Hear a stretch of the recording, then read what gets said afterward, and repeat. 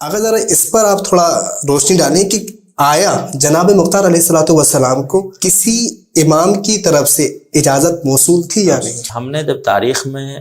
اس موضوع کو جب ہم نے پڑھا ہے جی تو ہمیں ملا کہ اب یہ تو دیکھیے ایک پروپیگنڈا ہے،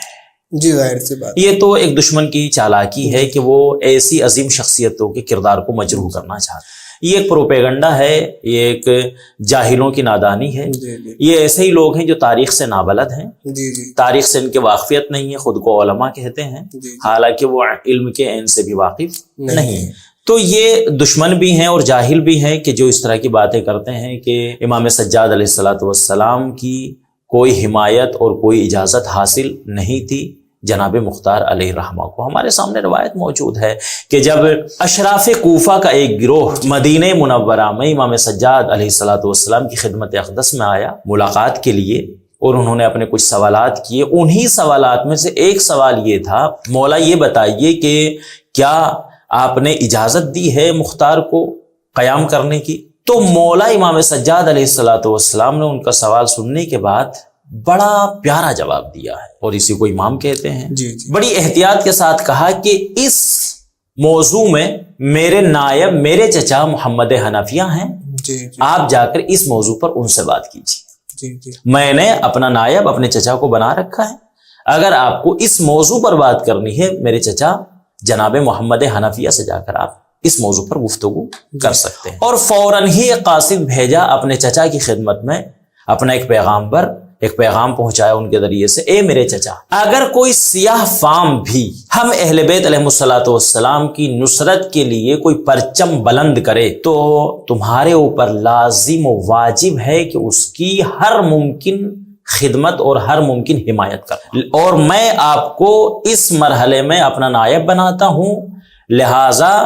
آپ میرے نائب ہیں اور آپ اس میں پورا اختیار رکھتے ہیں۔ تو اس روایت سے یہ بات واضح ہو جاتی ہے کہ امام سجاد علیہ الصلوۃ والسلام کی پوری اجازت تھی جناب مختار علیہ الرحمہ کو۔ اب سوال جیسا آپ نے کہا کہ ایسی عظیم شخصیت کے کردار کو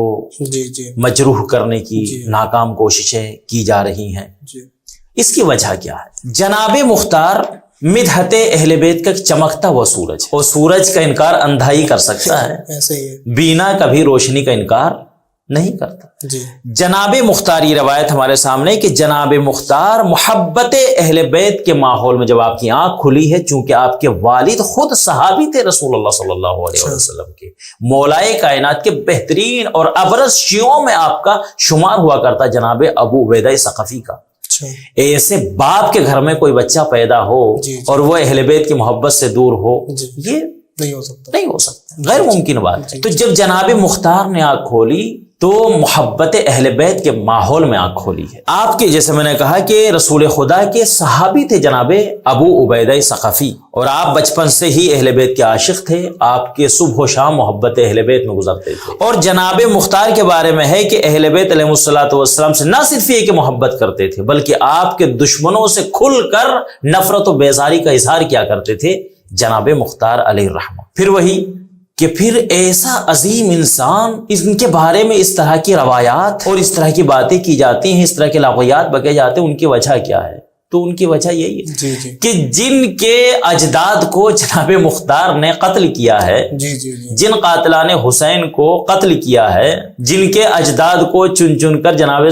مختار علیہ الرحمہ نے مارا ہے، وہ آج وہی اور انہی کی اولادیں ہیں جو جناب مختار علیہ الرحمہ کی منقصت میں گفتگو کرتے ہیں اور ان کی کردار کشی کرتے ہیں۔ ورنہ تو جناب مختار علیہ الرحمہ ایک ابرز شیعہ تھے،